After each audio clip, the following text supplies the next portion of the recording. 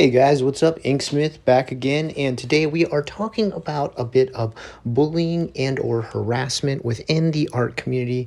Sadly, it is something I have seen happen before, but for the most part, I will say the YouTube community is pretty nice, although I'm starting to see a bit of bullying going on within TikTok illustrations and the art community within there. And I feel like it's something we need to just refresh our memories on and bring back up once again to make sure that we protect our fellow community members who are just beginning this journey on art, trying out new types of art. For example, even myself, I don't have a lot of skills within Procreate.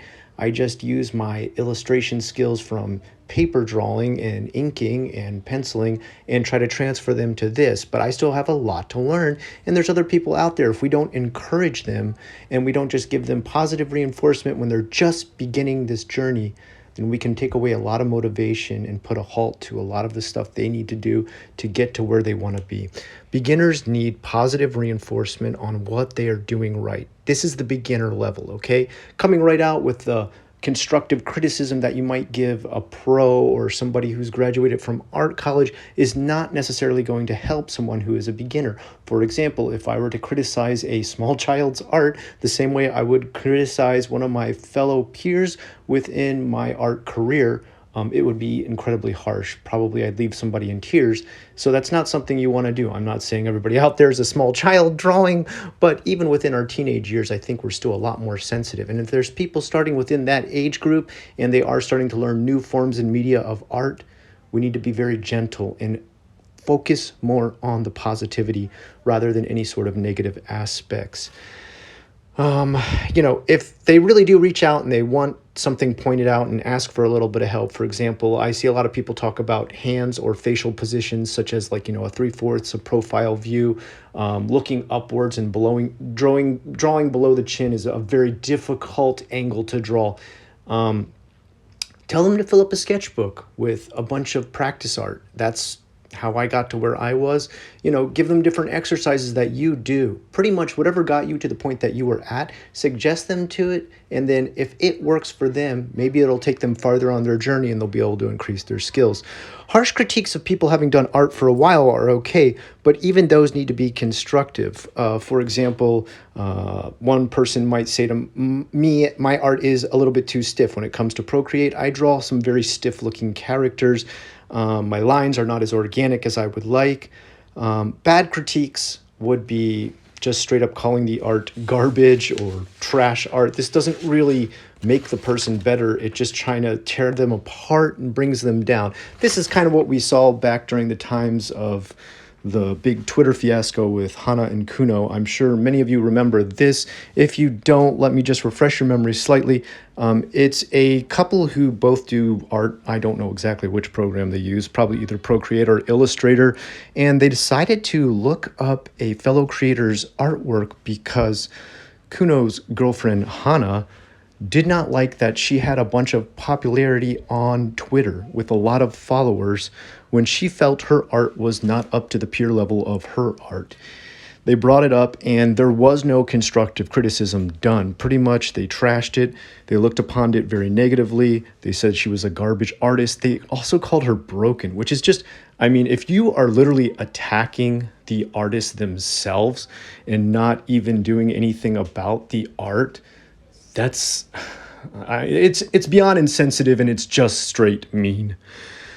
Rating art is not like rating gameplay. I know a lot of people said when they had trashed the art online, they're like, well, everybody gets judged on Twitter. People doing all kinds of gameplays and playthroughs, they get judged on their skill level. But players did not create the game. The ineffable aspect of art is the fact that someone is expressing themselves both emotionally and mentally. We are literally reaching into our minds and hearts and bearing our soul to the world when we make some of this artwork. And that does not quite compare to, doing a run through some sort of FPS shooter game. Not that people can't be creative within games like Minecraft. That allows you for quite a bit of creativity, and I think you can create art within that. But at the same time, it doesn't quite compare to using actual illustration programs online. The criticism that was done was also, I would say, very guerrilla warfare style. And this is the worst type of way to criticize someone's art. Someone who has not asked for any help, someone who has put their stuff out online but has not been looking or searching for their style to be diminished in any way or changed. You should not be the bearer of the criticism you think they deserve when it has not been solicited. This is why I call it the guerrilla warfare of criticism. They just kind of came out of nowhere, brought her artwork up live on their stream, and just started attacking her style of artwork without letting the artist come on, defend herself, or contact her in any way. This is just fully in the wrong, and I do believe, correct me if I'm wrong though, I do believe they were banned from Twitter for bullying for that. It was so harsh. Hey guys, future Inksmith here. I say Twitter a lot, and I'm usually meaning Twitch. Forgive me. My brain no think so good sometime. Now, recently, the most specific point I saw where someone was attacked was a TikTok artist known as Croak. And I will put the name pinned below in my comments because even I had to look up how to spell this. And first of all, I want to make sure I get this right. I always mess this kind of stuff up. They go by they, them. So if I screw that up, I'm not going out of my way to do it. I've got ADD and dyslexia, and I forget a lot of stuff as I'm doing these, especially if I don't write it all down, okay?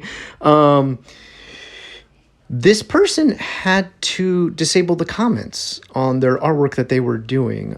People's comments were really going out of the way just to insult the style the artist was doing. The eyes and the nose were very high up on the head, and the lips and lower jawline were much farther below than any sort of realistic art style. But this is quite obvious this artist is not going for realism.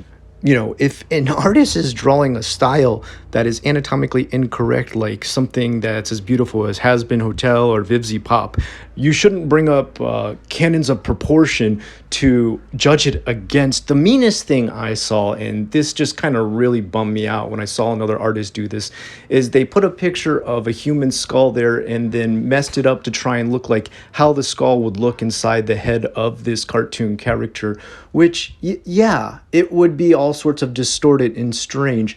Of course, this person was not going for a realistic style, and mocking them in this way is just really going out of your own way to insult them. There's no reason for this.